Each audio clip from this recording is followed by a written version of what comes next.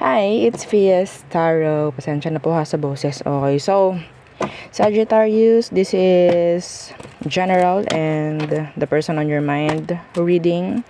So dadalian ko lang. Medyo, kailangan ko lang madaliin. Anyway, so kuha lang tayo ng mga energies kung anong meron ngayong September for you, Sag.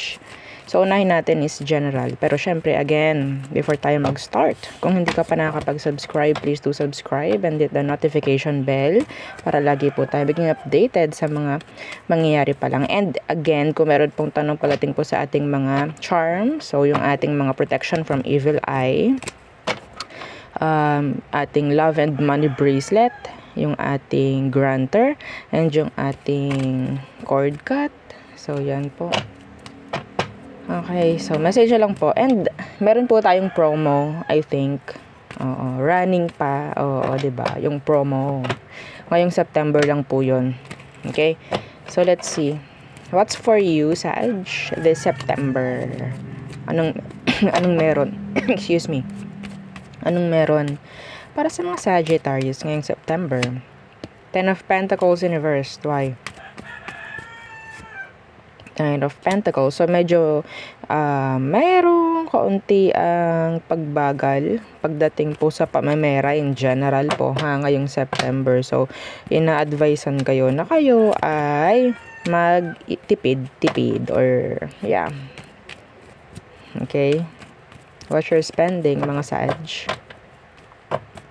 Okay. Medyo may pagbagal lang. Hindi naman sinasabing like totally wala. Okay? So, the King of Pentacles in reverse. Okay, the Five of Swords. Parang ang tinutukoy talaga at ang pinupunto is tungkol sa pamamera ninyo, mga Sag. May kaunti ang conflict, Ten of Swords. May kaunti ang conflict pagdating po sa pamamera. Okay, so excuse me. Sa pamamera, sa business. So, work. Oh, the Wheel of Fortune. Okay. So, what's with that? Wheel of Fortune. The Eight of Cups.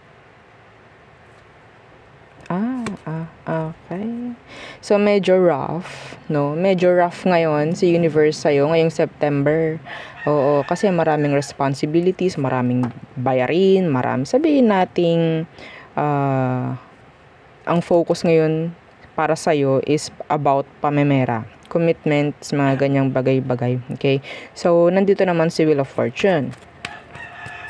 Tinitingnan lang niya kung ikaw ba ay may mga pagbabago na ba or meron ka na bang mga sabihin nating may bala ka na ba pagdating sa kanyang mga ibabato sa'yo. Parang ganyan. I don't know kung ire-ready ka or tinatry lang ni universe na makita kung meron na bang pagbabago.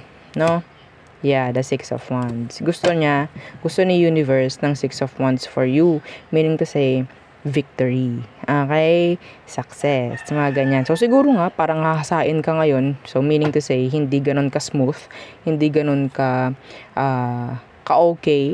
Temperance is here in reverse. Talagang, parang titingnan, susukatin ang pasensya mo ngayong September, no? Pagdating dyan sa pamemera. This is all pamemera or maybe commitments na rin. Okay? So, kung meron po na struggles or merong mga problem or sabihin nating challenges na ibibigay sa universe ngayon, sabihin nating i-grab mo lang. Okay? Wag mo tatalikuran. Yeah. Kasi kapag tinalikuran mo, kapag tinakbuhan mo, andyan pa rin eh. Okay? So, there. So, next, tingnan po natin the person on your mind. So, again, talagang dadalian ko lang itong reading. Yeah, because kailangan ko talaga magpahinga nitong mga nakaraan. Okay, the person on your mind, why Libra? Some of you might be dealing with a Libra. Okay, Sag. The person on your mind, who is this? The Four of Pentacles could be an earth sign, Taurus, Virgo, Capricorn. They're holding back or maybe you're holding back sa kanya. The Four of Pentacles and the Moon.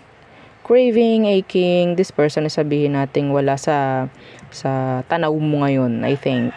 Okay, hindi kayo nagkikita, hindi kayo nag-uusap. See, the justice, this is Libra. So, let's see, we have here Pisces. Okay, tingnan natin. Ano ang sitwasyon ng taong to? Some of you, pwedeng nasa no contact, pwedeng, separation, mga ganyan, breakups, no? So, anong sitwasyon ng taong to ngayon? Judgment. Okay, the Six of Cups, they're bitter. Some of them, talagang ginugusto pa rin ng taong to na mayroong mangyari.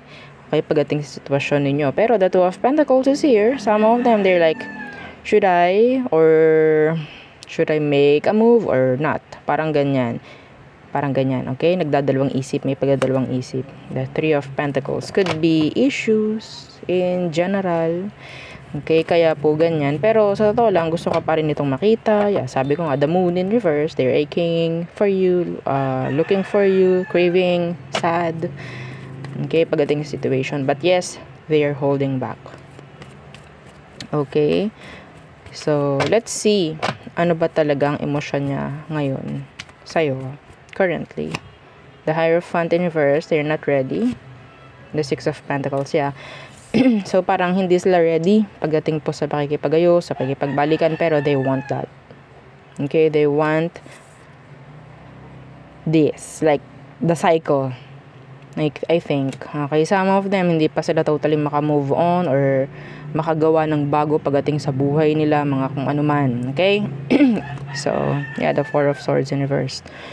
Some of them, they want to, to get your attention, they want to talk with you, parang ganyan. They want to communicate.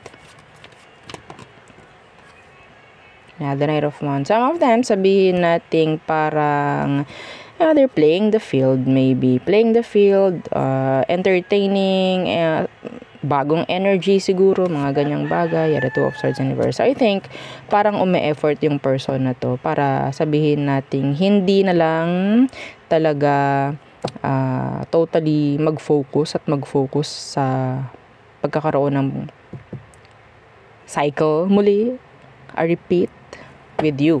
Okay, so let's see what is their next action.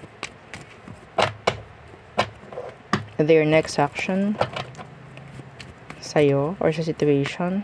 Next action. Putting all the work. Okay. So, I think meron tong action na gagawin, which is putting all the work. Okay. Sabihin natin may ganap, no? In general. What's with that? They will fix this.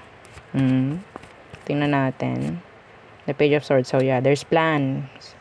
They're planning to fix this. Okay, they're planning. So, yeah. Hindi ko alam. Kasi, sa ngayon, ayaw nila. Pero, yeah, their next action. Because, next action is future. Kasi, ang tingin natin dito is current. Okay? So, may mga pagbabago. So, ano ang potential outcome nyo ngayong September? The Three of Pentacles. So, this is cooperation, pag-uusap, mga ganyang bagay. And the Two of Pentacles in reverse. So, nag-drop na. Meaning to say, kanina naka-upright po, ano? Ngayon, nag-drop na. Okay. So, maybe a solid decision to come forward. Okay. So, I think parang may mangyayaring pag-uusap sa inyo. Yeah, the world. May mangyaring pag-uusap or sabihin nating may mga magaganap ng iba, mga pangyayari na bago sa connection. Kung magkakaroon kayo ng rules, mga ganyan. I think, mawawala ito. Itong cycle. Because ito yung nagbibigay ng sabihin nating hindrance, okay, or block pagdating sa connection ninyo. So, siguro, may aayusin. Nakita nga naman natin si Eight of Pentacles. Well, kung ano man yung mga plano niya, sabihin natin, may chance po na hindi magiging plano lang yon. Okay, kung ano man yung plano niya. So, tayo tumungo na sa all signs. Again, don't forget to like, share, and subscribe. Sagittarius. Sag. Okay. Bawi tayo susunod na reading kasi yes, kailangan ko magpahinga. Okay. So, oops. Aries, they admire you. Yeah, they admire you. Taurus, they miss you. They're thinking of you. Some of you are in a break. Gemini, they're letting you go.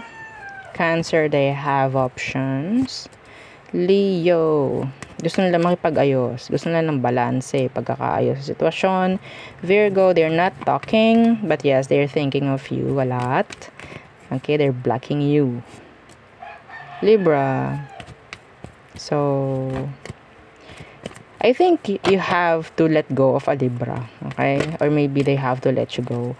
Kasi parang walang nangyaring maganda, if ever, na kayo ay magkasama. Scorpio.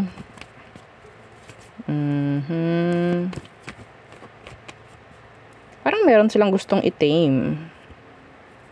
Okay? I-tame or parang gusto lang pakalmahin kung anong meron sa sitwasyon. Parang ganun. So, Sagittarius, this is obsession, this is loss, this is attachments. Capricorn, focusing on their career, finance. Aquarius, this is endings, maybe energy of healing. Pisces, they want this. They want you. They want to commit. Yeah.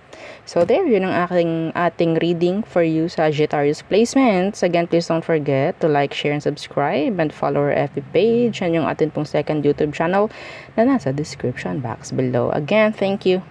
Goodbye.